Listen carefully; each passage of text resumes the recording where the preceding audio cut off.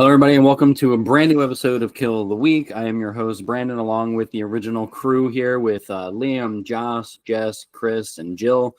And today, I'm going to let Chris take the reins because, it's another movie. I have no idea what the hell we're talking about. So, Chris, why don't you tell us what kill we're watching, from what movie, and why? All right. Well, today we are talking about the 1996 Stuart Gordon. It's not really a classic of his, but I'm a big fan. It's a painfully underrated movie. It's called Space Truckers, and it stars Dennis Hopper as a trucker in space. Basically, he's one of the last independent truckers in space, right? Who owns his own rig in space.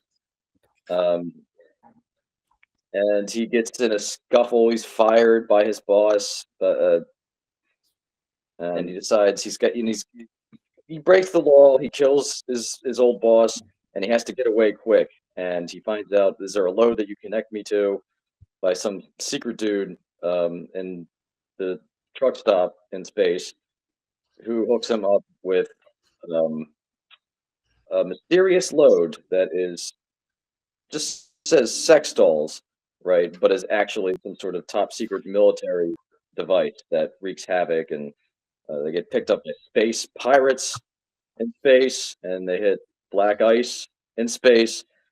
It's a lot of fun. So the scene I'm talking about now takes place in the very beginning, the first act, when he docks. He docks to the truck stop in space. He is hauling a load of square pigs, right, that he is delivering for an futuristic Oscar Mayer company. They refused to pay him the money that he demanded in the first place, because he was late. And he gets in a feud over that. And the villain here, the company boss, is played by what was his name? He passed away last Sunday. George Wendt. George Wendt. Tears fame.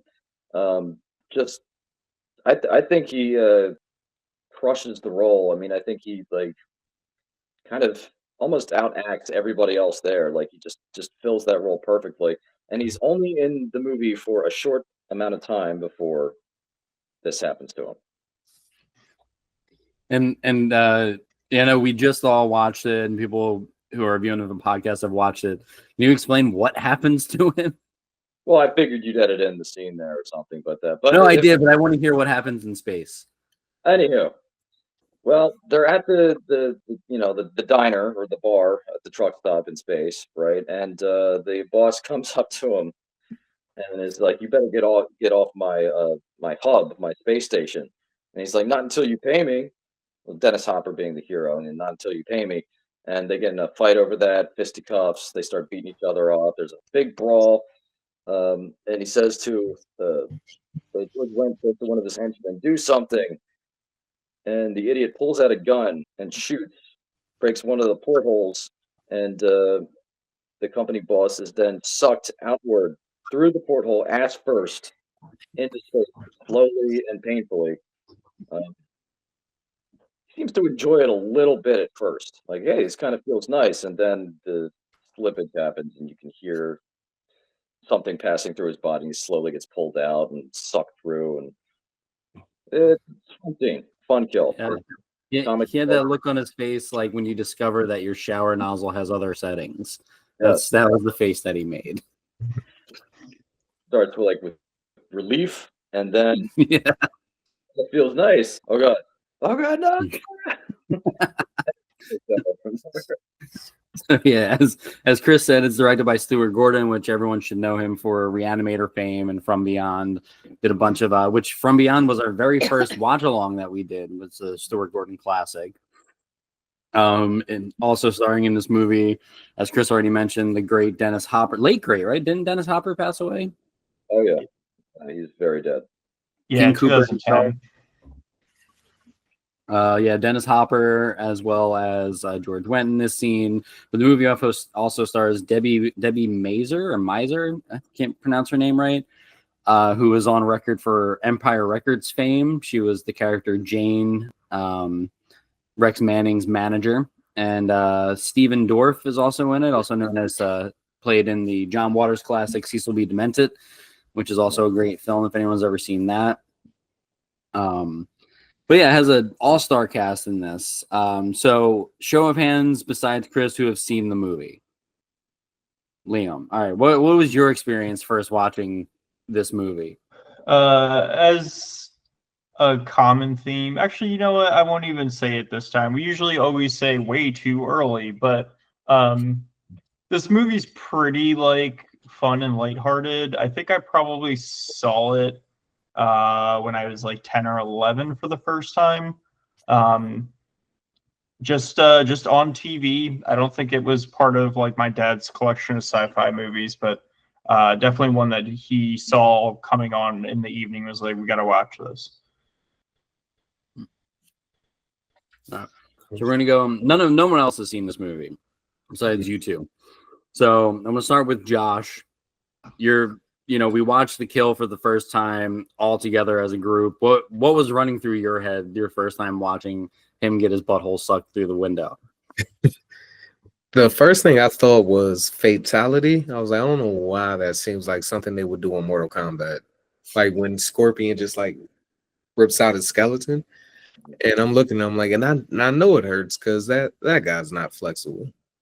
But as I was watching the scene and think about in space, I'm like, I know it's not the same, but did this come out anywhere around the time as The Fifth Element?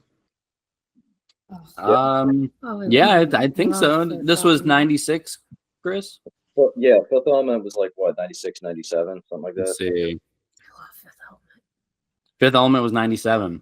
Oh, okay. Because I was like, I don't think these are related, but I don't know why I got those vibes. In space, I'm sure is the only connection. They're both kind of European too. This was shot entirely in Ireland and was like a British production. It's very colorful. Crossover there, I don't know, because I know Fifth Element was very much like a French production. So there might have been like maybe some like common tropes, like the cinema du look type thing. Maybe they're trying to. I mean, it's all George Wendt, but maybe that had some sort of influence on him. I didn't really look that deeply into the production of this particular movie, and it seems like there's not a lot of. It's not easy to find information about it because this movie was so like. It seems like so many people just kind of like forgot about it, you know?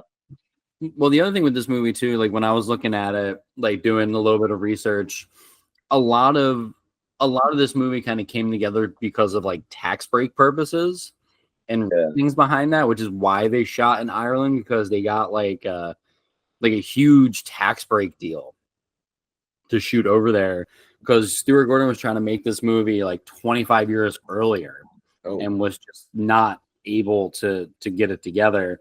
So they found they were able to make a deal through like some bit of like tax breaking stuff, and they sent him over to Ireland.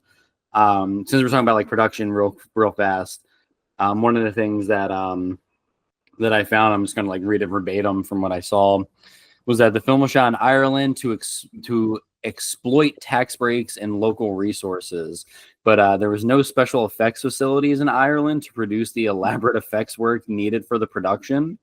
The 22,000-acre premise of a disused builder's merchant on the Sandyford industrial estate located outside of Dublin had to be taken over and converted into a vast special effects facility headed by the visual effects supervisors Brian Johnson and Paul Gentry, who needed to hire scores of model makers, plasterers, carpenters, motion control camera operators, and others to supply them with the needed resources.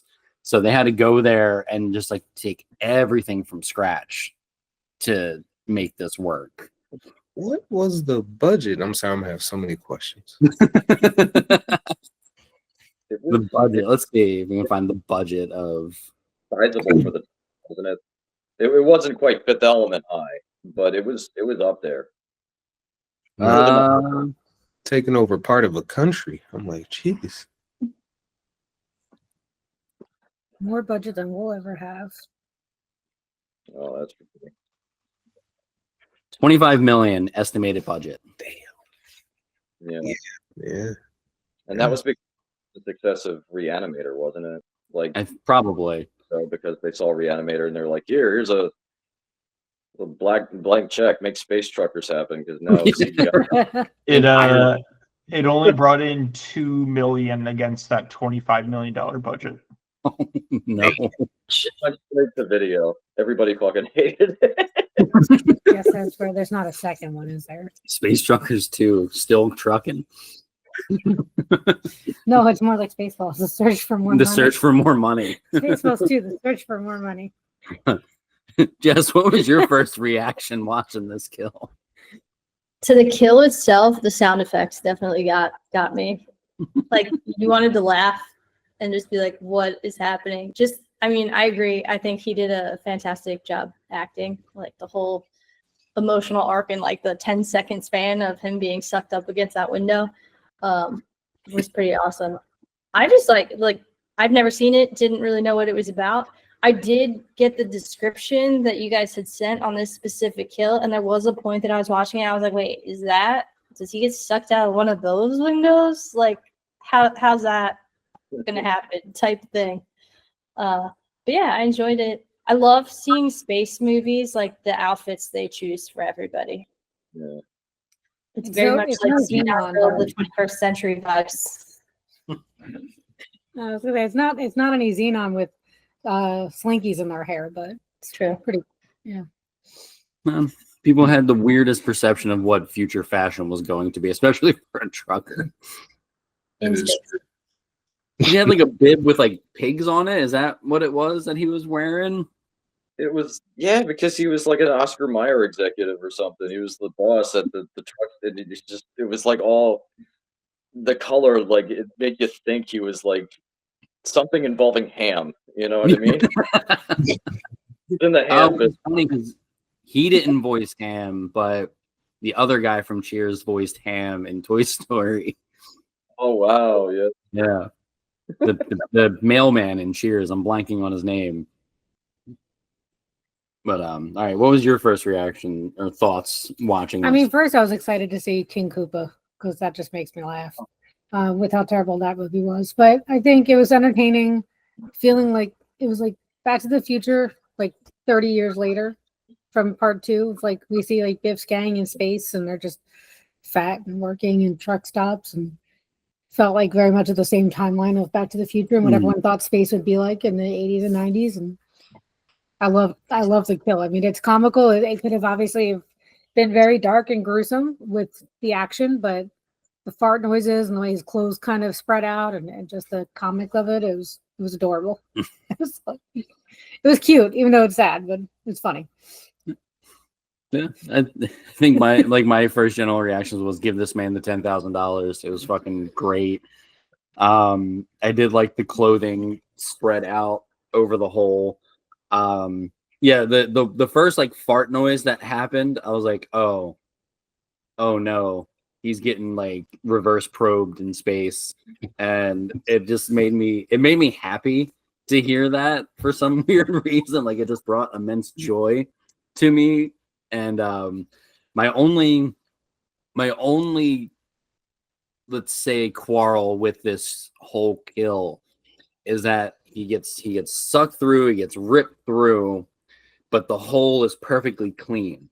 There's no remnants of him anywhere around it, no blood, no skin, like not even like a bit of clothing left to like kind of dangle in the remnants of it. And I think that was like probably my only bit, because I would have loved to have seen like even like a shot of him like going through and like his boot falling off, or just like some bit of like remaining trail of him would have been cool. But that's me shooting for the stars for this movie. I mean, they did that in Jason X, where there's the remnants of the body stuck on the grate. Yeah, Well, she was also shredded to death like cheese. I mean, what's the reason for because I feel like a lot of the movie doesn't have a lot of graphic violence, except for maybe like the first scene, like before the events of the movie where they set up like the villain and the villains of the movie, like when there's all the soldiers. There's this scene in the very beginning where it's like a base on Triton, and there's like some sort of like robots trying to burst their way into this compound, and they slaughter everybody, every soldier in the room except for like the main guy and the scientist like push the button and disables the robots. And surprise, the whole thing was a demonstration to show how lethal these machines were that they designed. So it's And like the RoboCop scene uh when yeah, they bring pretty out the giant it, robot. it's not that bloody because here's the thing, they didn't really have the budget. They wanted to put in like show these like really cool laser effects, right? Being shot by the robots, and they didn't have the budget to reproduce it like so many times. So they just kind Mm. of them charging up and then cut to the explosion, the guy flying around. But that's not a very bloody scene either. I feel like that was just kind of like maybe they were trying to go for like a lower rating, you know? It must have been because like when I was reading about it, they were saying like this is like one of the only, and there's very few of them, Stuart Gordon movies that have zero nudity in it at all. And if anyone has ever watched more of Stuart Gordon's movies, he makes it like a point to have nudity in his movies. That's kind of like his trademark thing. He used to do stage plays back in his hometown, and at the end it was kind of like Hair. Like at the end, everyone would be naked. There was always like a nude scene in some way, shape, or form.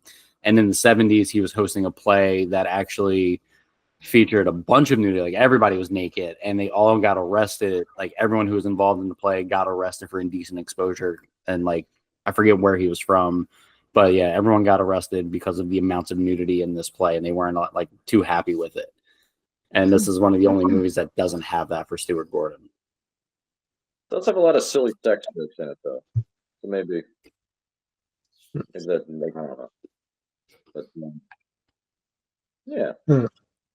And I was there wondering when he shot the window, I was like, why aren't spaceship windows just bulletproof? Just as a thing. But that was me just thinking of how tough I think spaceships are. But No, that would actually make sense. I think that's it's a bit of a plot hole. But again, it's not, yeah. scientifically accurate. One thing I want to talk about is the score for this scene. Mm. When the music kicks in during the fight, like I felt like I was in Space Indiana Jones.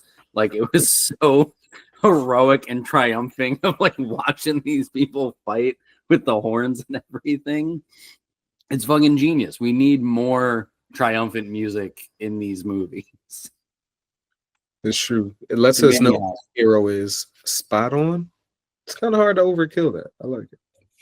That was a part of the element I was going to talk about in like response to watching this again is like you have that music, and then once it gets toward the kill itself, it just like drops. Like the music bed just disappears. So it's like kind of this like eerie moment of like comedy, but also like this, I don't know. For me it's like dread because you kind of know what's happening to him behind the curtain ish. So it's kind of a weird choice, but sells it well, I guess. Oh yeah, for sure. Like the beauty of not showing it is allowing like your brain to run with it of like, oh, is like I'm guessing due to the fart sound of his stomach, like the entrails are leaving his butthole. And it's not like his back is like slowly peeling off, like the skin isn't peeling off, but everything that is inside of him is now coming out of him. I wish if they also had the budget for it to watch him get thinner would have been cool to see like all the weight kind of like vacuum away out of him and suck him down a little bit. But I don't know. But yeah, the music drops definitely made it like the tone shift was really effective of it. And then when he starts like doing this, then it just kind of like kicks back in when I think the music should have kicked back up. I think what really struck me about this one was that how they introduced because he's kind of like an ancillary. He's a very ancillary character. He's only there to like, set the tone and to establish the characters, right? And of course, like set off the plot. But the way that they introduce him, as just this bad dude who's trying to take advantage of our hero. Hmm. Then they have the intermediary scene where he hires the kid to take the other guy's job. And then the third time you see him, he gets in a fight and then he gets killed. You know, it's like the perfect, like the whole kill is really more impressive in the fact that how quickly and for how short a time you know this particular character. I just think it made it more satisfying. You know, like they gave you just enough to enjoy this poetic justice of watching this asshole get sucked asshole first. It's kind of a secondary theme of the movie too, sort of maybe a gag where they're always kind of just leaving the scene of a crime. And if people will watch, I won't spoil the end, but there is another just like, oh, they kill someone, now they need to leave. And that's kind of a reoccurring thing. Mm-hmm. Okay, so let's go back to that for a second. Like, oh, they killed somebody. They technically did not kill him. His own like henchman technically would have been the killer because he blew out the window, and then due to circumstance, he gets sucked in and killed. Because Dennis Hopper's character was trying to help the guy. He wasn't trying to see him get sucked through the window. He did hold on for a brief moment and then reached out again, and like you can even say that he like reached out and said fuck it, I'm not going to do it anymore. But they technically did not kill this guy. Yeah, like they were just in a brawl and then it got really serious. You know, it's like, oh god, this guy's really going to die now. You know what I mean? It's Yeah. like, oh, I got to help him. And This is not going to hold up in court. Can't charge me for this. Yeah, that ain't going to hold up in space court. good the Chekhov gun too there, like the pistol, because when you first see him, like they get in a fight on the dudes on the Hopper's rig, and the one dude pulls out a gun, and Went goes, "Don't do that. You're going to cause explosive decompression. Never fire a gun in space." The fact, wait, they talked about not doing that in the earlier scene of the movie? Oh yeah, it's perfect Chekhov gun. He pulls out a gun, like, don't fire the gun. Oh my god. Thing to happen. Safety first, disregarded. Yeah, that's the way. And also, like, I imagine this little like burger joint on the moon or wherever the fuck it was that they were is kind of like the known trucker stop. Like, why would you ruin that for you and all future space truckers? Some men just want to watch the world burn. I just assumed that. Well, he wasn't trying to. Well, he wasn't trying to ruin it. The other guy just messed up. He fired a gun. Yeah. Okay, so what happens after this? How do they like stop the vacuum suction? They didn't really show that, but it's implied that they were like evacuating everybody. I mean, I can't imagine. They probably like locked off the room or something. I would imagine. They told everybody. Because I know, like, the clip after that is just a bunch of people. Like, it reminded me of the Titanic when the ship was going down and everybody's just fucking flailing down to the side. There's just like a bunch of people doing front flips in the air and falling. So I guess they would have just gotten out. Do they have spacesuits? I would assume so. See, I've never seen it, so I'm trying to like They get my head around like if they're being evacuated, are they all like putting on helmets and suits and shit? No, they just kind of leave. Yeah, they were trying to corral people were trying to like run away, and they were like yelling at everybody to get out of the area and like seal it off or something. So, is there like a okay? I'm applying too much logic to. You're applying a lot of logic to space truckers. Yeah. But, Like, is this Does the place like truck a bubble? look like a truck, or does it look like a spaceship? well, it's a spaceship, But it's a truck. but it's like a truck, but it's a spaceship, right? So it kind of looks like a truck, but it's also It's not like Spaceballs level where it's actually a Winnebago in space. yeah. Oh. Less than that. So how, Chris and Liam, how would you two pitch this movie for people to see it with all of that information, just given that it's a space truck, but it's not really a truck. It's just the title of space truck is because they're transporting cargo. Huh? I mean, it's a dying breed of like fun movies. Like, it's not something you need to peel back the layers on. It's a pretty fantastic cast. I think it's maybe a little extra panned. I'm not going to say it's the best movie ever, but like, it is the I don't know. I don't want to say quintessential, but it's up there for like the fun 90s sci-fi romp of a movie. Doesn't need to be anything more than that. And yeah, it does it well. And R.I.P. Dennis Hopper. I mean, it's been 15 years, but Dennis Hopper's spectacular in it. Hmm. As he is in anything that the man has done. Yeah, yeah. But you hit the nail on the head with that one. You know, it's just it's an entertaining movie. You know, if you're bored and you need something to watch and you haven't seen anything before, it's a fun, cool movie with a lot of great moments. Mm. Like this kill, like this opening scene is just one of them. With a bunch of like clever little like bits like that you don't have to, that aren't too deep and don't require you to watch a bunch of episodes, that type of thing. Because it does, like, it just, the whole thing as they go on, they get abducted by the space pirates, and the space pirate is the scientist who was in the beginning, and it's just it's just more stuff like that essentially. Plus, it got really great because I mean, the cinematography alone is pretty nice in that movie. I feel like. I mean, just from watching this clip alone, like the way that they framed it all up and the cuts and everything were done really, really well.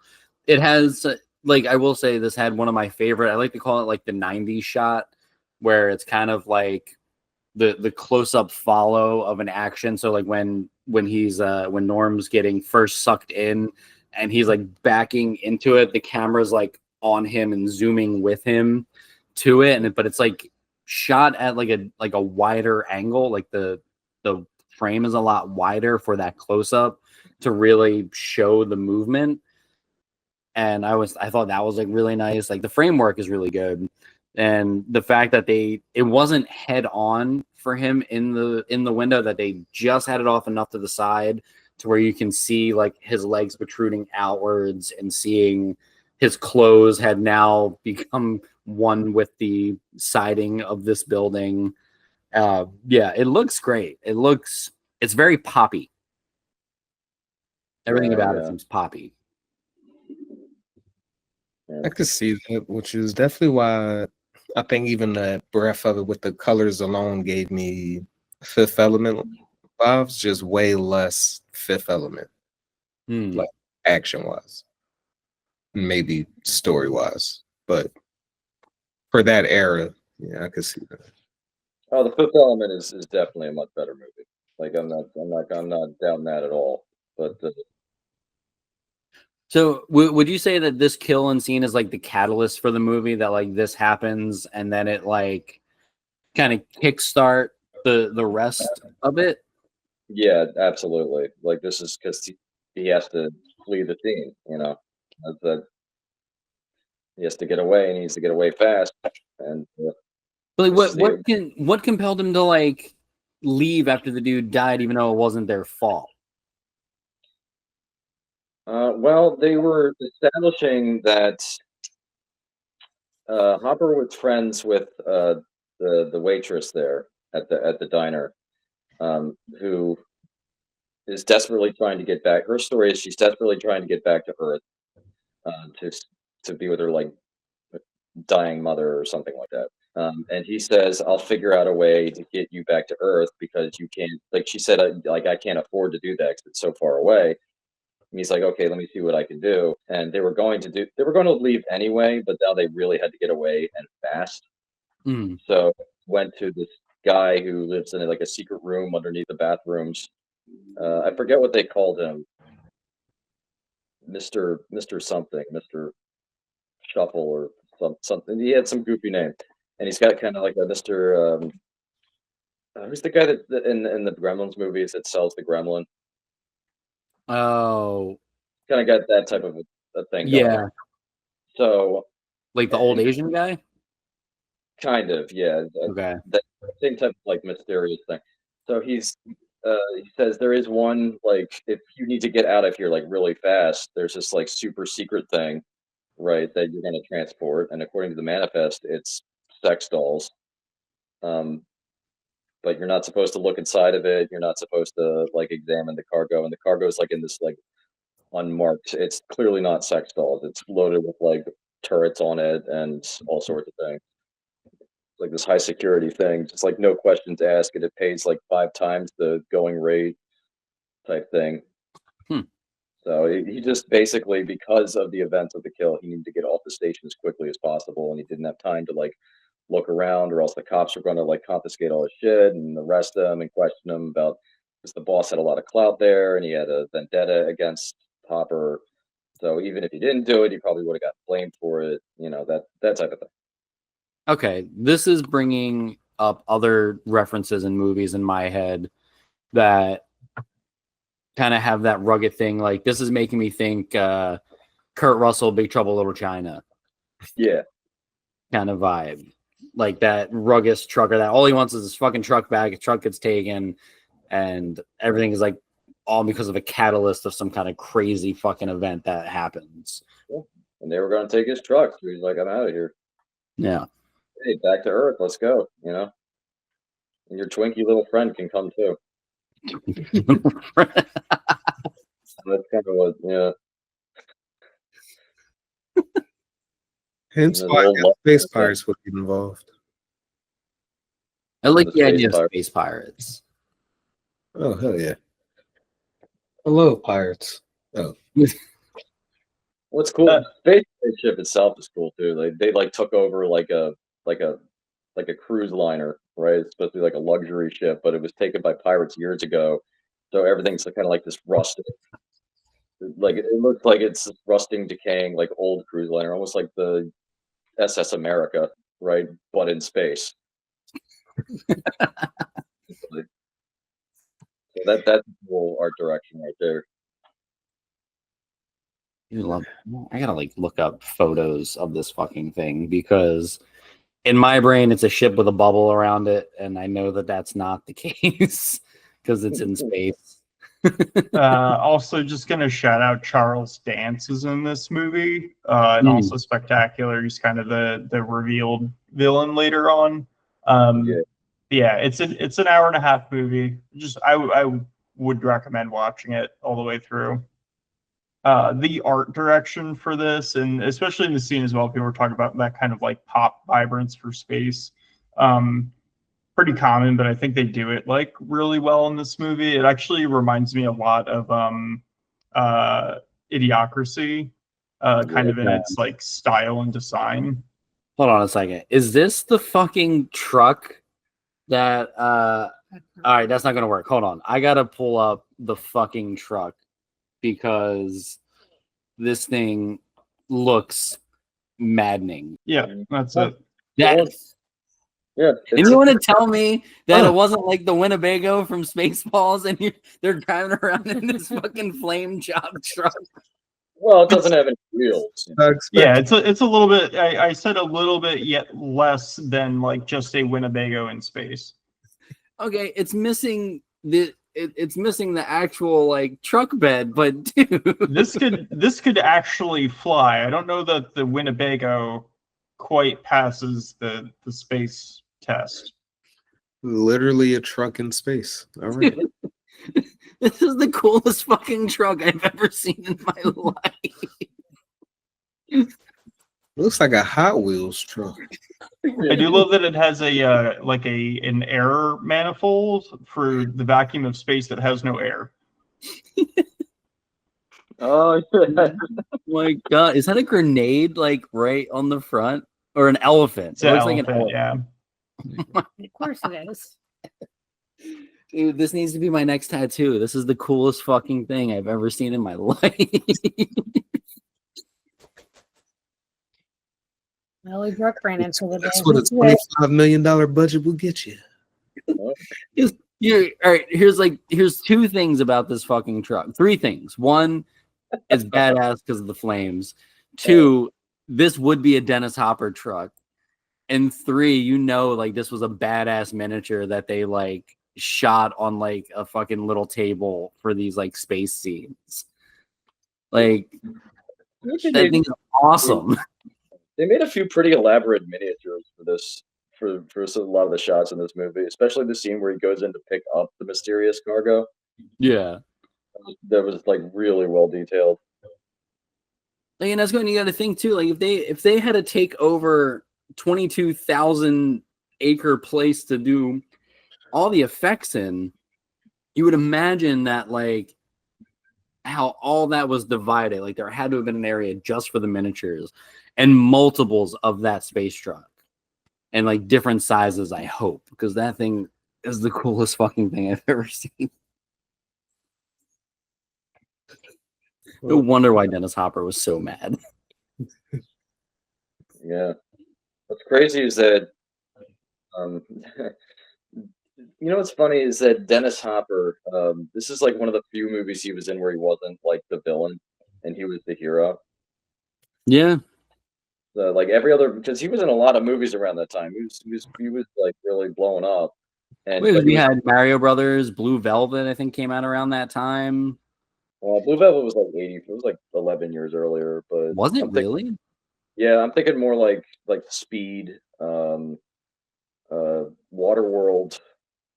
Yeah. It's just Blue Velvet. Okay. For some reason, I thought it was more 90s, closer to the 90s. I'm posting this could be for later. It's just a bit of behind the scenes stuff. For the movie, one is that this was initially called Untitled Irish Space Movie, and two, Hopper commented that Gordon was the worst director he'd ever worked with. So probably a bit of a contentious set, but they still got through it. Yeah, what would he have done to be that bad? Because like I imagine some of the people in this cast wanting to work on that movie because of it being Stuart Gordon, because he was such a like in the 80s, such an iconic, like I guess like cult film director. Because even like I saw like Barbara Crampton has a cameo in this movie, and she's been in every Stuart Gordon movie ever made. So like in my head, I'm thinking I was like, oh, they want to work with Stuart because of his like track record of stuff. Well, I feel like I said, how like this was like I was kind of like underwhelmed by Hopper's performance in this. Like he just seemed kind of out of his element. Like he didn't know he wasn't like entirely there. Like that's how I felt about his role in this. Maybe that's because he was so used to playing. At first, I kind of like he was more used to playing villains at this point. He didn't know how to go about being a hero. But at the same time, it's like he's like a professional actor. He can handle it. Maybe he just that was the result of him and the director butting heads or something, or like he needs a lot of like advice and like direction from the like director. Like how should I? Like he needed a lot of like maybe like help with like dealing with the character, and the director was just like I don't know, type deal. Yeah. Because that fun. So if you're making me be a hero, you're not going to be my favorite person either. That's completely like I'm just like pulling that out of thin air. Like maybe that's what happened, but I don't know. Maybe he just was not happy about this movie. I don't know. Like looking at him and like the more that we talk about the role and the more that like we're looking at the shit for this film, for some reason Lance Hendrickson comes to mind, and I feel like Lance Hendrickson would have been a really good space trucker, like especially at that time frame. I think he would have played that role a lot better than Dennis. Like still got white-haired old man, but I feel like he had a little bit more grit to him that could have worked out a little bit better as that kind of like lovable scruff, if that makes sense. I'd have to remember what he looks. Who were you saying? Lance Hendrickson. Lance He Hendrickson. did like Near Dark and fucking oh god, he was in Pumpkinhead. Oh yeah. I could see it. He was at Bishop in Aliens. So I feel like he probably could have been a good person for that role. That's true. Yeah, he probably would have been really good at that. I feel like they just chose Hopper because he had some like star power at the time, because he True. was a lot of like weird sci-fi action movies. Yeah, I was looking at the list of his 90s stuff, and they did Speed before this. Before Like, that, who would pass up a trip to Ireland? well, Ireland, I don't think was the wonderland it is today back in the 90s. To pull it all in, we'll kind of get let's get like final reactions from everybody of like what they thought of the kill, and of to if they would want to go in and like fully watch it from start to beginning. Let's start with Jess, of like what you think of the kill and everything that we've talked about. Is it compelling to make you want to watch the movie? Yeah, just everything happening, the whole scene, I think, was compelling enough to make me interested in the rest of the movie, and just the concept and hearing Chris's explanation of everything that happens in space. I don't know how to describe the kill. Like, it's fun. Is that weird to say? Like, yeah. How about you, Josh? I think it is definitely compelling enough to watch, simply because it gave me essence of a movie I love, and off the strength of that, it's worth the watch. And the kill itself was still pretty comical, and it made me think way too deep about complications of space. How about you? I think it was a pretty lighthearted kill compared to some of the other ones we've talked about.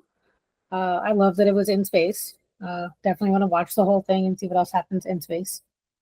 Yeah. What about you? Yeah, for me, 1000%. It was we've talked about this kill. Like this isn't the first time Chris has talked about this movie or this kill.